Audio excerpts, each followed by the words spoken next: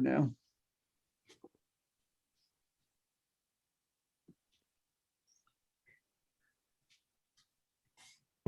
Good morning and welcome to the All Souls Community Forum, coming to you from All Souls Unitarian Universalist Church in Kansas City, Missouri. I'm Joe Robertson, a member of this church and a member of the Forum Committee, a forum that for nearly 80 years has sought out important conversations promoting critical thinking on the most compelling and challenging issues of our day. Today, we welcome Pulitzer Prize winning columnist Melinda Henneberger. While at the Kansas City Star, Melinda's razor-like reporting and writing on the brutal corruption and abuse in the Kansas City, Kansas police force and unified government of Wyandotte County highlighted a stellar body of work that twice earned her recognition as a Pulitzer finalist before the Pulitzer Committee this year deservedly awarded her journalism's most treasured honor. Melinda this month has begun doing her high brand of journalism and as the Metro columnist now for the McClatchy sister paper, the Sacramento Bee. So thanks for joining us today, Melinda. There's a lot to talk about here. So where do you want to begin? Well, thanks so much for having me. I am just going to talk for a few minutes about these stories, and I hope that people have a lot of questions. But I thought I would start with something I saw in the Star just a couple of days ago, and I'm just going to read a little bit from it. But the headline of the piece was, KCK says Golubsky lawsuit investigation could mean material financial loss for the unified government. So they announced, the UG announced that the ongoing federal grand jury investigation and the lawsuit could, quote, adversely affect its finances in the future. I sort of thought, well, they should have thought about that before they let this go on for 35 years and more. So they actually refer to this day to Lamont, because you know all of this started with Lamont McIntyre's wrongful conviction, Lamont, who spent 23 years in a Kansas prison for a double murder he did not commit. It's officials said that McIntyre is alleging injuries that he sustained from his, quote, alleged wrongful conviction. Well, that's really how I got into this story to begin with in December of 2019. Now, Lamont McIntyre had been freed more than 2 years before that, but he hadn't been compensated by the state of Kansas, even though Kansas had passed a law specifically to get him paid. So approving the compensation for him, they made him sue to get it, was always up to Kansas Attorney General Derek Schmidt. And the reason he wasn't approving the compensation was that officials in Kansas City, Kansas were telling him that this was not a wrongful conviction, that there was a lot more to the story, and that they should absolutely not look into any other possible wrongful convictions. So I just couldn't believe, after all that Lamont went through to be exonerated, that he was suffering from terrible PTSD and he had no funds to pay for treatment. I mean, after all he had been through, they were still putting him through it and still pretending that he was a guilty person. So I started to write about that a little bit, and the then mayor of KCK, David Alvey, told me, oh, there's more to the story. There's more that's going to come out. A spokesman for the DA, Mark Dupree, never agreed to talk to me a single time during my 5 years in Kansas City and during my years covering this story. But a spokesman for him told me, we've addressed the McIntyre thing ad nauseum. And I said, ad nauseum, as in you're sick of it? And he said, we've moved past it. And they really had moved past it, and they still have, because the team that's supposed to be looking at other old cases completely fell apart. And Dupree right now goes around telling people he's not letting anyone else out, as if it were his prison system and his decision. It is his decision to do nothing further about it. And that's one of the many scandals within this larger scandal. At the time when Lamont still had not been compensated, I had an appointment to talk to Governor Laura Kelly about it. So I turned up at the appointed time, and her aide says, "Oh, I'm so sorry. She's been advised not to talk to you after all about this topic because this whole topic is just too hot. There's just too much political liability talking about this." So the Democratic governor of the state has never spoken up about, to this day, about what happens to her constituents in one of the few mostly Democratic strongholds in Kansas. Sharice Davids and KCK is in her district, has never spoken out about it to this day, even though they both know all about it. So eventually, not long after that, actually, Lamont finally did get paid. And that was mostly, I have to say, through the efforts of Kansas Senator Cindy Holscher, who worked very hard behind the scenes to help people understand that Lamont really is innocent. But I just couldn't understand how this could be the end of the story. So by this time, we know that Roger Golub's former KCK police detective, Roger Golubsky, has coerced testimony, has forced someone into prison who he and the prosecutor, Tara Moorhead, have to have known at the time were not guilty.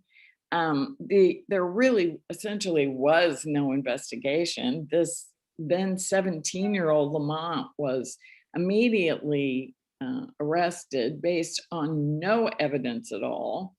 And in fact, people who actually saw the murders and said all along it wasn't Lamont were hushed up and told that they would lose their children, they would be thrown in jail themselves if they spoke the truth.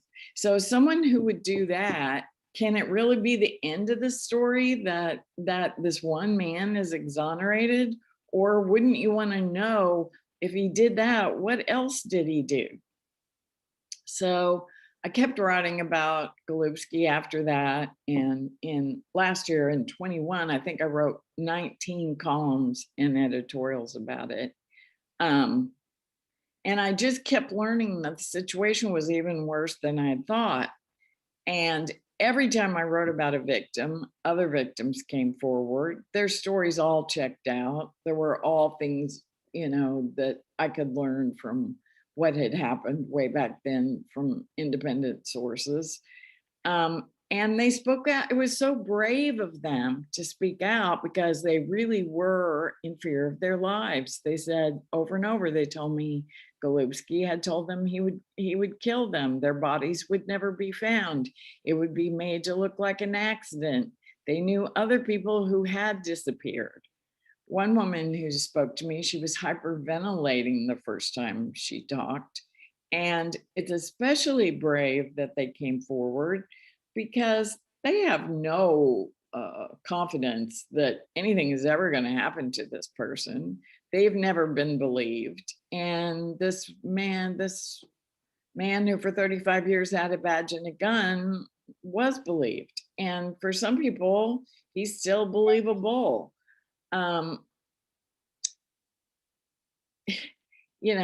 The survivors also of women he'd been sexually exploiting who had then been murdered came forward to talk.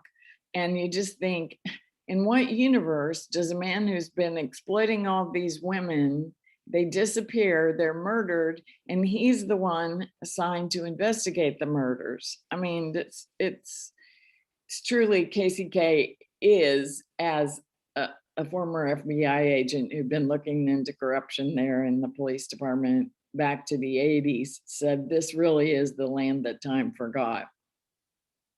And over time, I started to see how this was absolutely not the story of one bad cop who managed to terrorize a whole community. It was a story of a whole system, and how everyone in the system turned a blind eye because Golubsky was really just a symptom of this corrupt environment. And he was not the only officer who was raping women on the street. And he wasn't the only officer in the drug business. He was definitely the most prolific criminal in the department, but the others didn't want to say or do anything, but in some cases because he had something on them, and in other cases because they would have been, they said, would have been ostracized for challenging him or challenging the system. He was a favorite within the department, and he was, as we know, the partner of someone who was the police chief until a couple of years ago. So I started to see that everybody knew. You know, as one of the former drug dealers who worked with Golubsky told me, you could see what was happening just by looking out the window of the courthouse. But nothing happened because the victims were poor and powerless and Black, and in the eyes of the system had no credibility. Victims still don't think anything's going to happen. And why would they think otherwise when the FBI has been looking at this case on and off since the 80s? Eventually, and I thought this was very helpful. Eventually, a couple of former KCK cops also talked to me. One Saturday morning, I had breakfast with one of the victims, and she was telling me that, yes, at the time, and she was raped for over years' time by Golubsky, and she was approached, as always, at her most vulnerable on the day when her sons were being arrested. Her sons are out in the police car, and he's telling her how nice her legs look. You know, he comes back later that week and rapes her and continues to do that, saying that if she'll be nice, if she'll be a good girl, he can help her with her sons. So one morning I had breakfast with her, and she said, you know, at the time all this was going on, I told my friend who's a police officer in KCK, I didn't tell him the name at first. He learned that later. So I went home and called this police officer, Sonny Callahan, completely out of the blue, completely cold. And I'm just going to read some of what he told me. He said, it's a jacked up environment, kiddo. You can't wrap your mind around the extent of what these women are saying. And even when you do see it, who are you going to fuss with? Who's going to listen? You don't know who you're talking to. So you just sit there, and it's almost like, as long as you don't put your hands on me, it's cool. And that's ridiculous. He said that even people who were worried about what was going on.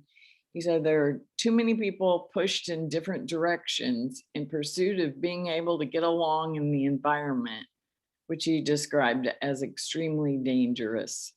He said it's not that they're all corrupt, but more a matter of not wanting to upset the culture. They don't want to be ostracized. They want to be able to work and not have any trouble. And the real deal is this: white folks just don't have the heart to jump into the middle of it. And this is how the status quo works. This officer is Black, and he feels particularly guilty because he didn't stand up for his own community, because these victims, as I said, are all Black as well, mostly Black. A lot of folks in law enforcement want something to happen, and many of them are afraid even now. He said they don't want to be viewed as turning against the thing or snitching.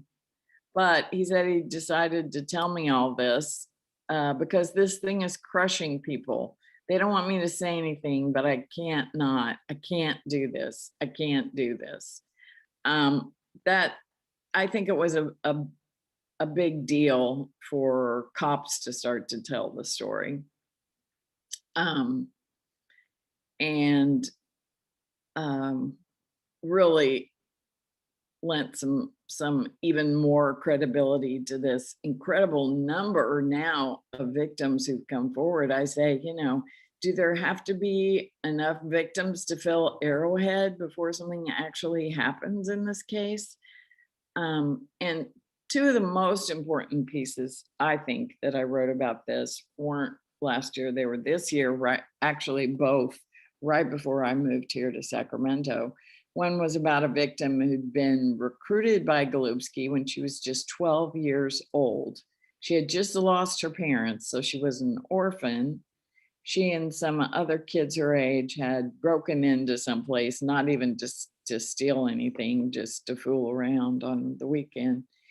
And so he kept her in his cop car for 8 hours, and combination of threats and promises, she went to work for him after that. And a little later on, she was rewarded for bringing in other girls who had sex with cops and other officials and would dance at parties for all these people. And at 12 years old, that's what we're talking about here. And the second piece I wrote right before I left was about a girl who was raped regularly from the time she was 13 until she was 18. She said at one point she felt like she might be rescued because an African-American cop saw her with him, saw her crouched in the back seat of his car, as he always made her do when they drove around. And then she said that they looked at each other, she and the cop just put his head down and never did anything. And that to me is just like a metaphor for how the whole system turned a blind eye to what was going on. And, the extent of this operation really has only begun to come to light. There is so much more to be learned and so much more to be written. And as I said, the victims have not even begun to see justice. The new mayor in KCK, Tyrone Garner, promised when he was running for office that he would make sure all of this was properly, thoroughly investigated, all of it was made right. Now that he's elected, he doesn't want to talk about it, and he literally runs away when anyone tries. And now here we have the UG saying, oh no, if we lose the civil suit, that could cost us, instead of, oh no, we need to fix all these underlying problems, which are not in the past, because some of this stuff is still going on.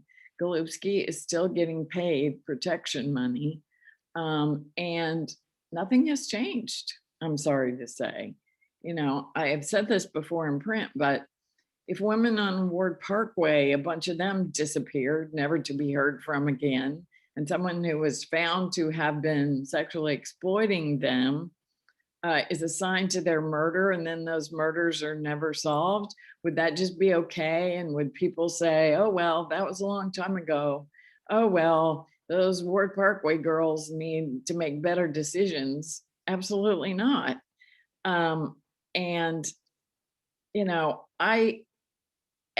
You have to wonder at this point how much the FBI wants to make this arrest. And this arrest and others related to it, because again, we're not just talking about this one person. Every single day, I hope that I will be proven wrong to have ever doubted them. But I'm still waiting. And a lot more importantly, the victims are still waiting too. So be happy to take any and all questions.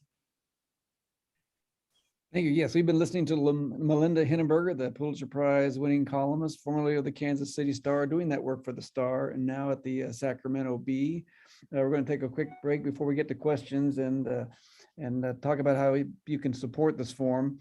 We take a collection to help cover some of the costs of this forum, including the equipment and the staff, and so you can contribute online at allsoulskc.org by clicking through the support button and selecting the forum on the drop-down menu, or on Zoom now, you can see there'll be the way to do that will be put in the chat. There'll be a link in the chat. And so now, I guess now I want to ask you, Melinda. Now, first, have you ever met Golubsky? Have you reached out to him? What do you do? Yes. I mean, obviously you have, but what? Reached out to him many times. He doesn't, of course, speak to reporters. He and neither do his lawyers. You know, that's one of the many crazy things about this is they don't answer this stuff. You know, when he did a deposition in two parts in the civil suit, he said he took the fifth 555 times in the first day alone. So he doesn't answer this other than, you know, just a blanket denial. It's all untrue, but they don't even bother. Okay, George has a question. Yes, well, I'm trying to convert a comment into a question. When I was working with the Quindaro folks years ago, I met a man named Judge Sorter, who owned some of the property down by where the power plant is, and he warned me. He was a very old man at the time. He warned me that to go against some of the folks that were in Wyandotte County could be dangerous. He said, and I guess basically this, how far back do you think this systemic corruption has gone? Because I think it's gone back a long way. A long way. I mean, that's an excellent question, and I don't know the answer, but we're talking generations. I mean, this is a generational problem. It far predates Golubsky. That's why I thought it was so interesting. One of the stories I did was about this house where neighbors saw police officers bring women in the middle of the day. There was nothing inside the house but a bed with no sheets on it and a couch. They would bring women, you know, all day. And so they knew what that meant. And that was before Golubsky was on the force. So this is the culture that he walked into, and this is the culture that enabled him to do what he did all those years.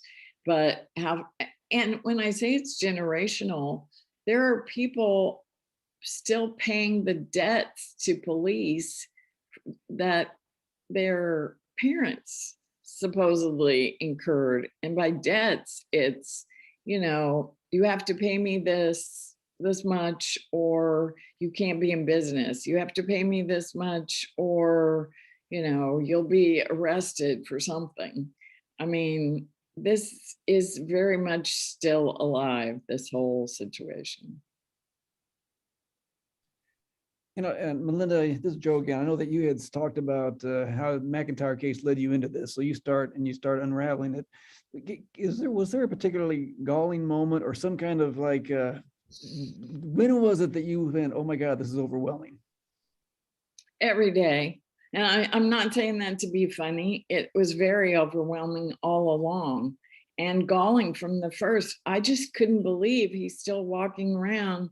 The least of it is that he's walking around living on his government pension, but that just floored me from day one. So going into the thing, you know, all the work that got Lamont exonerated happened before I was there, before I was in Kansas City. I mean, he was freed from prison my first year in Kansas City, but I was not part of any of that.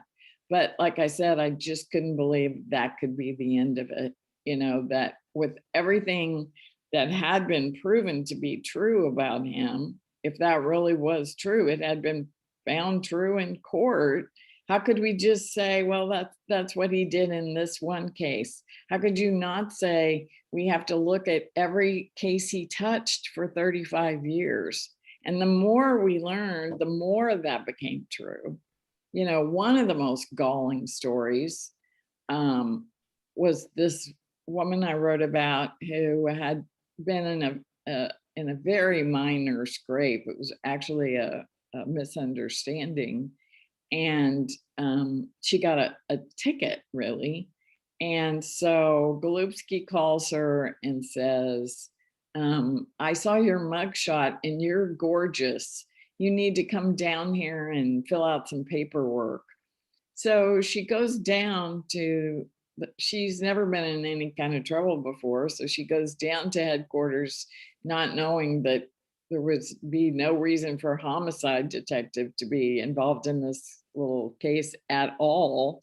She goes down, he tries to rape her in his office. She is screaming and yelling and her head's hitting the door and nobody does. This is the police headquarters. No one responds. Finally, somebody walking past the door bangs on it, like knock it off. And that's the extent of the reaction. Was that so commonplace in the KCKPD that a woman screaming inside an office was not anything you needed to respond to? So that was beyond. And I knew that story was absolutely accurate because Golubsky then took her to the city attorney at the time to have the ticket expunged, whatever the word is, to have the ticket disappear. And he told me the exact same story that she told me about the words Golubsky used to get the ticket to disappear, even though none of these parties had spoken in many years. But I just thought a police department where that's just so commonplace, it's not even worth responding to. What does that tell you? Craig has a question. Go ahead, Craig.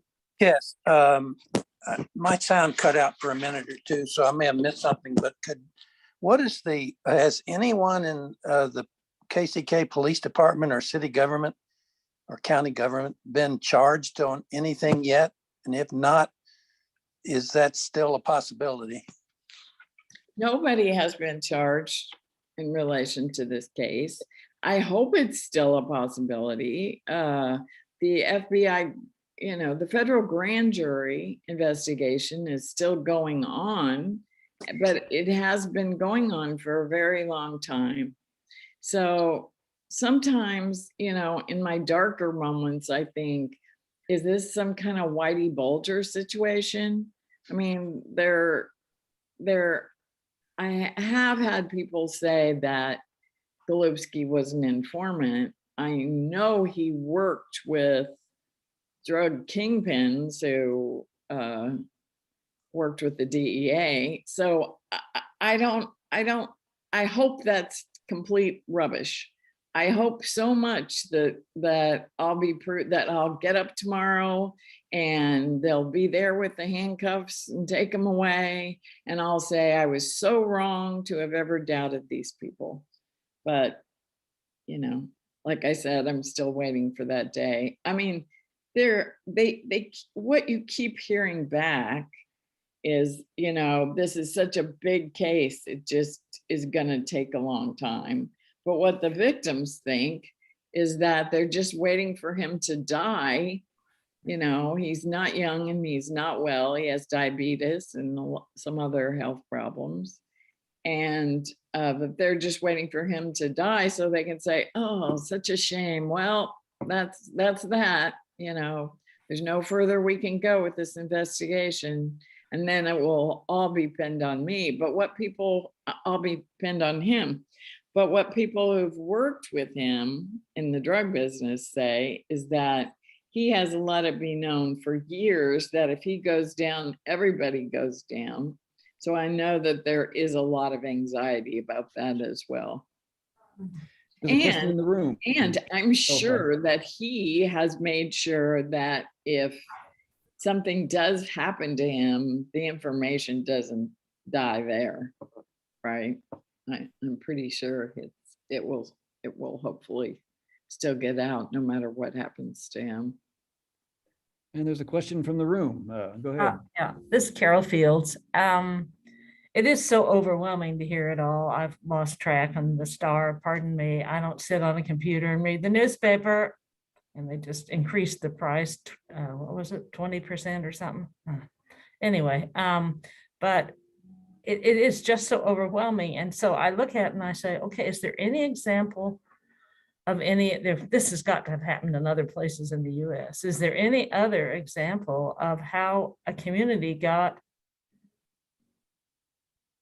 some, restitution, reconciliation, got the balance back closer to where it ought to be? I don't know if you came across that in all your investigations. First of all, I mean, of course, there have been corrupt cops and corrupt departments elsewhere, but I've honestly never heard of a case. I mean, I was a reporter in New York for years. I've never heard of a case this bad anywhere. And I always say, if I hadn't reported this myself, I would find it unbelievable. And I think that has helped the UG keep all this dirt under the rug, because it does seem just literally incredible. Restitution is a great word, and it's what really this community does deserve. But, first they would have to acknowledge it, that any of this happened. It's always, well, if it happened, it was a long time ago, but did it happen? There has to be a reckoning at some point, but it's beyond frustrating that it hasn't happened yet. My husband says that, I didn't so much pursue this story as I was possessed by it. And that's very much true. I mean, because how can you just keep walking when you hear these stories and they all check out? And I don't understand how officials think that eventually it'll just all be forgotten unless it's first acknowledged and unless there's some kind of justice for the survivors. Yeah, so I guess back to my other question is, did you come across in any of your investigations of other communities at some level that had that much corruption and have gotten through it and again come to some restitution or something? I have not heard of any restitution. People normally go to jail. That's what's so unbelievable about this, that it's never been prosecuted, and that, as I've said, victims don't think it ever will be. I mean, they consider it amazing that they finally got to tell their stories. To them, that's a partial victory. But that should just be step one. I mean, all of this should have happened so many years ago. George has a you. question. Yes, the issue I recall with the Quindaro thing at the time was there was a serious level of racism and much more serious segregation in Kansas City, Kansas. And then there were certain families, and in fact, at hearings, I would go to hearings, and Joe Steiniger was the mayor at the time. Does that name come up because he was able to essentially deny reality many times to cause people to be incredulous with the level of being able to deny such things? Is that kind of common to your experience? Yes, very much so, for many people. His son Chris ran for mayor this last year, and in a meeting with the editorial board, he said, he kept pointing at me and saying, "You are obsessed. You need to get over your obsession." And he said, we should just have him killed and forget about it. Oh, okay.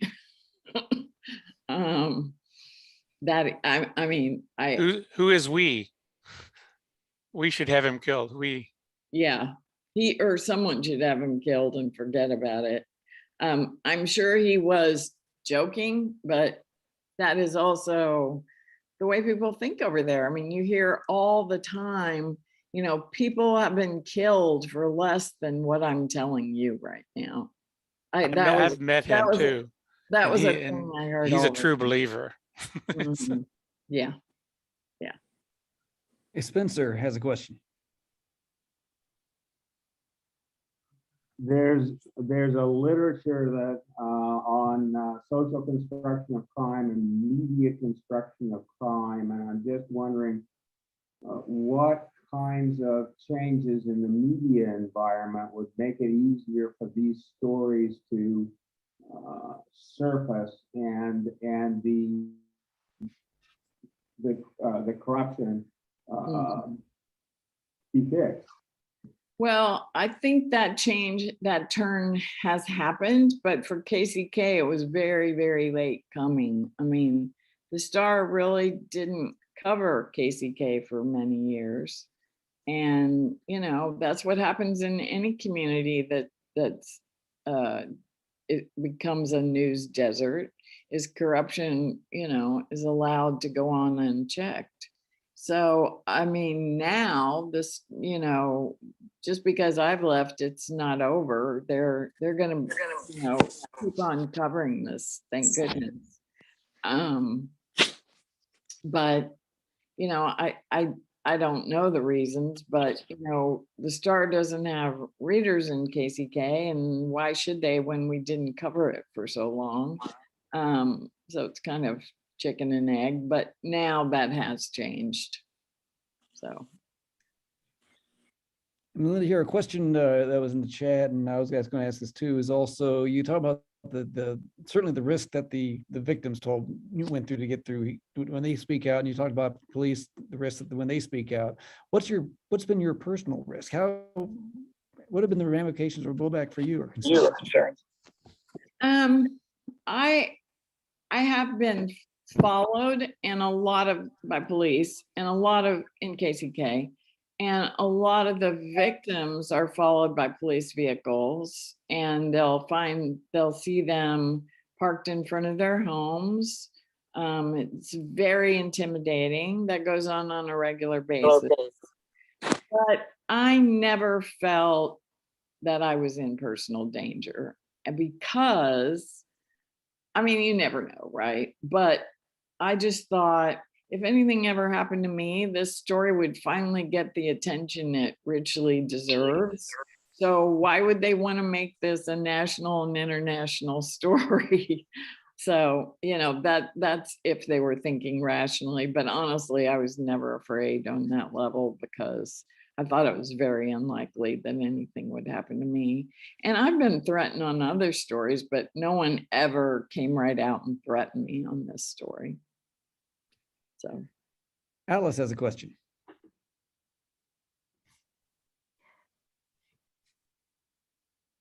First of all, congratulations on your prize. I'm so proud of you for what you've done and the importance of investigative reporting. This is an awkward question. You may not want to answer it, but can we have both investigative reporting and local news? oh yes. Oh But yes. we only get little tidbits of syndicated articles and very little local news in Kansas City. It's a Star from what I read, and it's often out of date. So it doesn't seem like we really get local news. We've had this on the program before about the lack of local news. Well, I guess I don't see it that way, but I see how hard my colleagues work on the news side and how I think we break great stories all the time. It's a smaller staff, of course, everyone knows that. But I think if people knew how hard everyone on the staff works, I mean, I've been in newsrooms since 1984. And so I know that there used to be, it used to be possible, for example, to go to lunch. You know, people are really on the clock all the time, working very hard. And so I don't see the criticism on that level, honestly, because I think the Star punches well above its weight in terms of breaking local news. So why does it fill with all these pictures and covering the whole space And then again, if you just count the number of local stories, it's less than the syndicated stories, but the big full page spreads of pictures tells me they're covering for lack of local in-depth news that covers the whole community. And thank you. Yes, Kansas is getting more coverage. Yeah, I can't speak to layout. I think a lot of those decisions are based on what readers want. I think readers don't always appreciate how much power they have in shaping coverage because, and like, I don't doubt that you really do want more meat on the bone, but surveys of what readers say they want have never matched up with what they actually read. And it's, you know, so if you ask readers what they want investigative, and they want even more foreign news, for example. They want all substance. But if you look, and now we never knew what people read before, except from surveys. Now, when you see what they actually click on, at least online, it's not the good stuff always. It's the fluff. And so that is the answer. Like, if more people actually read the good stuff, there would be more good stuff. That's the truth. Julie, oh, I'm It sorry. is, a lot of it is consumer driven. Julie has a question. Okay. Go ahead, Julie. You have to unmute if you haven't yet. Okay. My question is, this information came to light when the gentleman that was falsely imprisoned was, told his story, and his mother told the story. What does that, my question is, information comes to light, then does that trigger an investigation from local, like the, I don't know, the attorney, not attorney general, but some local, or does a grand jury look into it, or does the FBI look into it? And where does this information that comes to the surface, where does it go? Well, see, that's an excellent question. For years, it went nowhere. For years, after everything was known about what happened, that, like I said, in Lamont's case, and yet you would think that would trigger an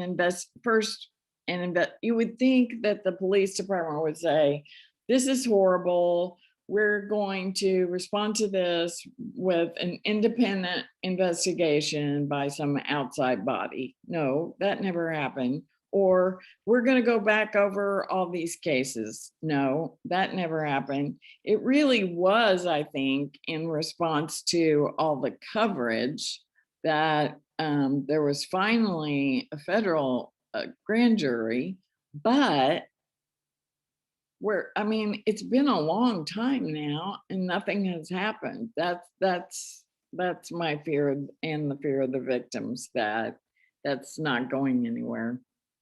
But yes, now there is a federal grand jury, and nobody has said that there should be any other investigation. I mean, the DA, Mark Dupree, should be saying, how many other cases like this were there? We're going to go over them. They were supposed to have a whole unit doing that, and then the unit fell apart. That was a big fat mess.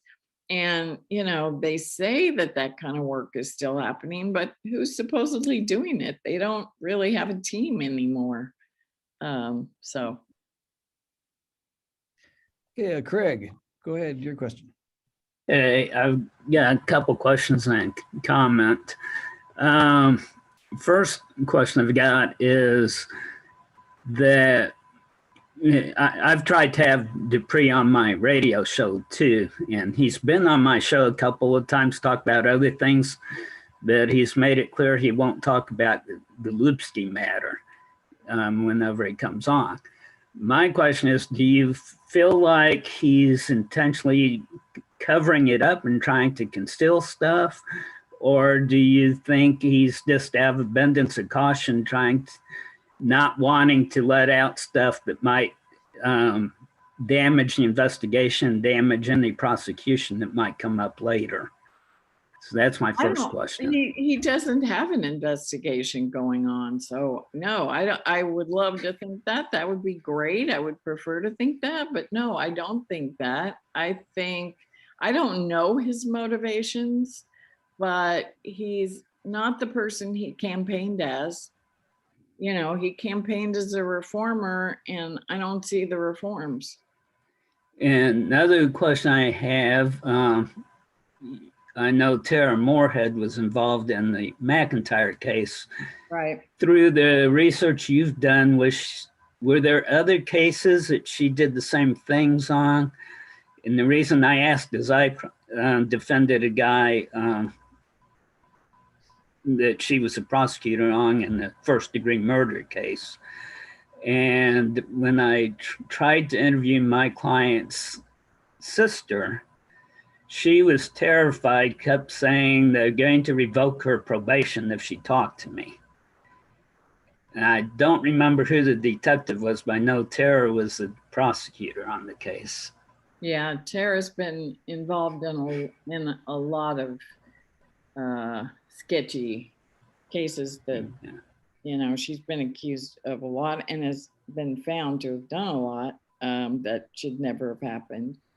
You know, they did take her off criminal cases so she could no longer send people to prison for things they didn't do, but she's still a federal prosecutor working on the civil side. I understand that they tried very hard to get rid of her and were not able to do that for whatever reason. So.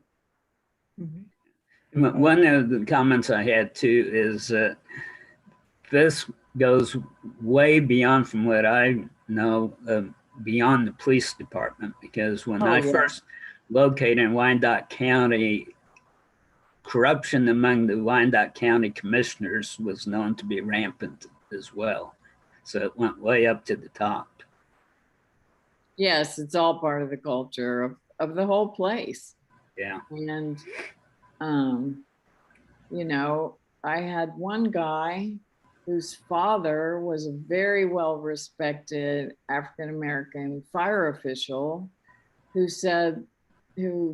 told his whole family that they were instructed by the police department on occasion to let places burn until they got the word, because of, you know, corrupt deals and retribution that the police department was involved in. And this guy said that nearly killed my dad. He you know, it was a horrible thing to live with.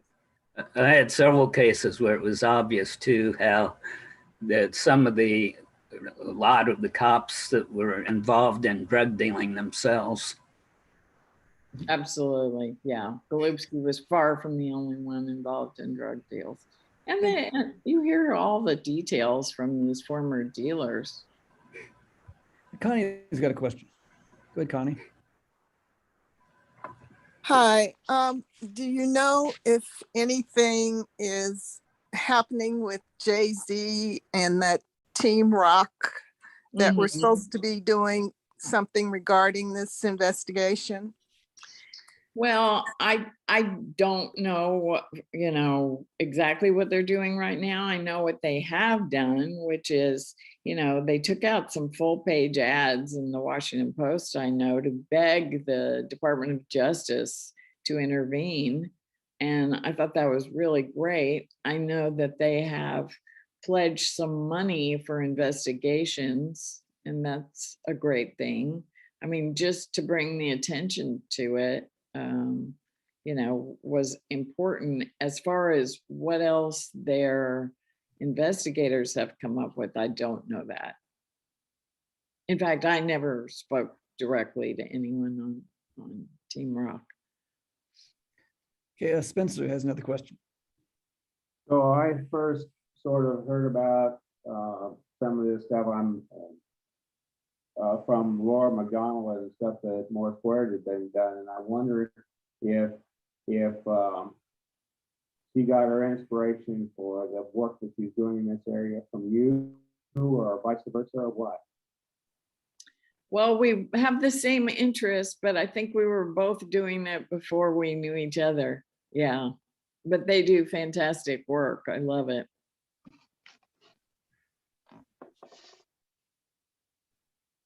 And so Melinda, I want to ask you, now, are there things that you've done in this, you talked about some of the most horrifying aspects of all this. As far as just the reporter work, I'm curious about the reporting work, because I know that you are a columnist, but you obviously do your own reporting on this. And what is some of the reporting that you're most proud of, or it was the most difficult to get to? Well, I guess, just the woman I mentioned before who went to work for Golubsky when she was 12. I'm really proud of that reporting because it took a long time. Not only, building trust is super important in this, right? Like, just because people call and talk to you doesn't mean you just pop it into the paper. A lot more reporting goes into it. And, it's a huge responsibility to have someone come out like this, and they, even though their name isn't on it, because we never name rape victims, for example, unless they're okay with that. And since these people's lives are in danger, we would never name them. But you have to figure that Golubsky knows who we're talking about, from what these stories say.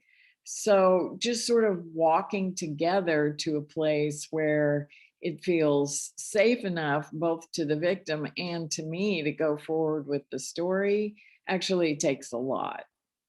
So, and for them too, I feel like telling their stories does bring a measure of safety, like, okay, so I write about this woman. If anything happens to her, that's not going to look good. I think it is a measure of safety, but it's also at the same time, it's a risk. So, like, I had talked to the woman who was recruited when she was 12 for a long time, for many, many months, before the reporting could back up what she was saying, and before we were both confident enough that it would be okay to write it, by which I mean, like, that she felt like it wouldn't put her in a level of danger she wasn't prepared to deal with. And for me to feel like, the worst thing that could happen to a reporter is to have something bad happen to one of their sources, right? To someone they're writing about, especially someone who's trusting you on this level. So as much as she has to feel confident to go forward, so do I, because the last thing you want to do is cause harm. Does that answer your question? Yeah, I mean, it really, someone might enthusiastically say, yes, I want to talk about this, but then you have to step in sometimes. Okay, let's make sure I want to think on your behalf, not my own here.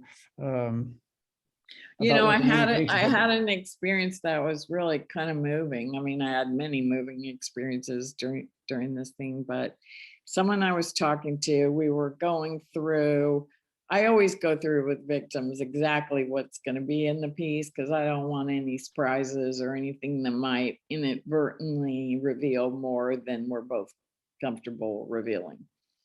So, one woman was saying, she was saying, yes, let's go with that.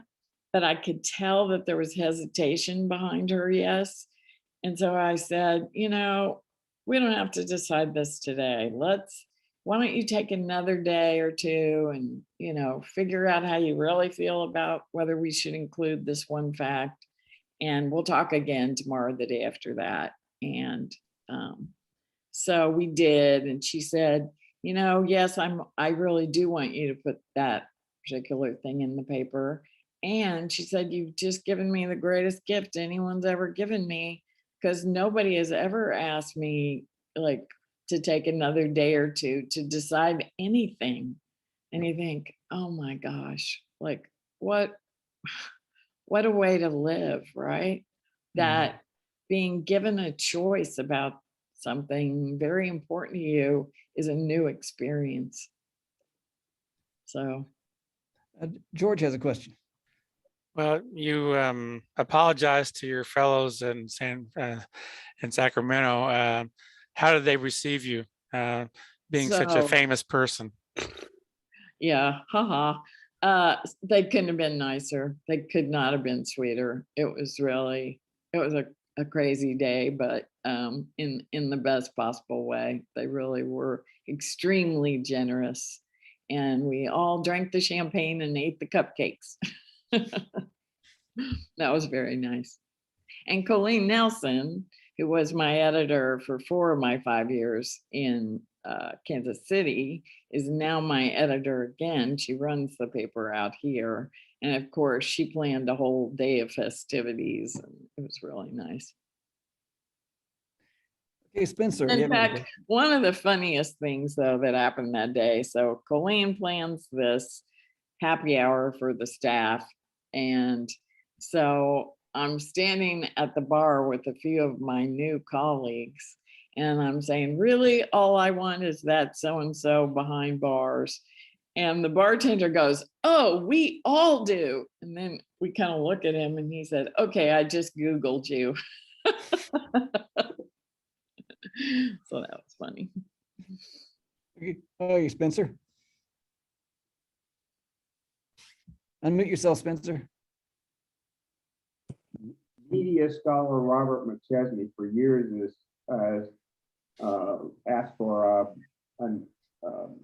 government subsidies for journalism, internet savvy reincarnation of the U.S. Postal Service Act of 1792, and some kind of government subsidies to fix the news desert. How do you fix the news desert? Well, that's tricky. I don't think government can subsidize us because we cover the government and we're supposed to keep them honest. So I think that's a built-in conflict, but I think it's got to come from philanthropic sources, from donors, kind of the NPR model or some kind of grant. I think there's a lot of promise in that sort of thing, but a place like the Star or like the Bee, we're going to make it or not make it based on digital subscriptions, either kind of subscription, print or digital, because since advertising, we know, fell apart, that's it. So when people complain about,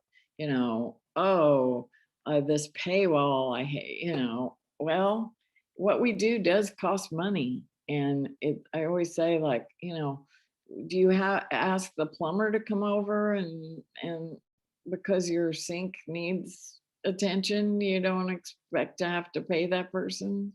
No, you do. And so, I think I really do think of it as an investment in democracy, because in these places that are news deserts, it really does lead to a golden age of corruption. And I think that's what we see in a lot of cases. So, but Craig, government funded, I don't see that working. Go ahead, Craig. Yeah, one of the things, when you're looking at police covering up things and the good old buddy system, part of that, I was friends with one of the guys who ran for sheriff. He was not one of the ones who won in Wyandotte County last year, or 2 years ago now. And he said that, you're not going to get rid of this corruption until you can get rid of the general culture in the police department of covering for each other. But there's two reasons why they do that.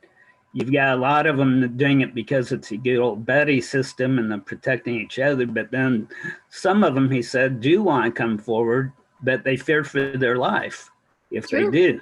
So, True. Absolutely true. That's no joke. People do disappear. People have unfortunate accidents over there. mhm. Yeah. Hey, Melinda, have you ever had a chance to, when you get that chance, if you ever get it to talk to Roger Golubsky, have you kind of formulated in your head what you do?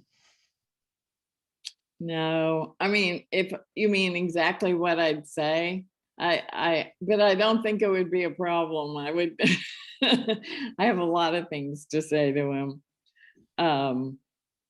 No, I went a lot of times to places he goes, but including his house, but I never found him. So,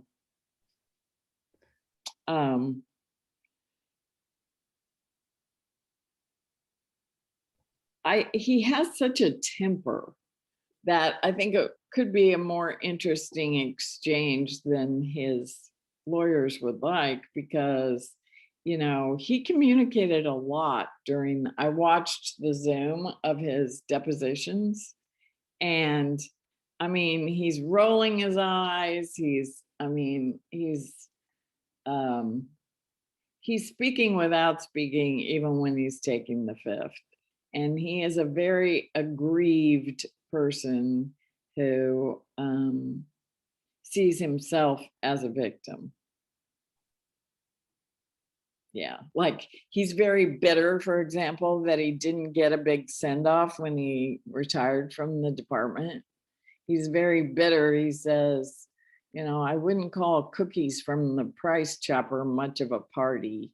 I guess my gold watch got lost in the mail. So I think he's the kind of person who might actually say something out of pique. Well, maybe that chance will come. And hang on, because we got some other questions, but we just need to say we've been listening to Melinda Henneberger, the Pulitzer Prize winning columnist now at the Sacramento Bee, doing all that Pulitzer work for here in Kansas City, at the Kansas City Star. So thank you for being with us today, Melinda, and happy Memorial Day to everybody. And it's been a good forum season. This is our last forum of this year. We'll be back. So stay close. Thanks a lot.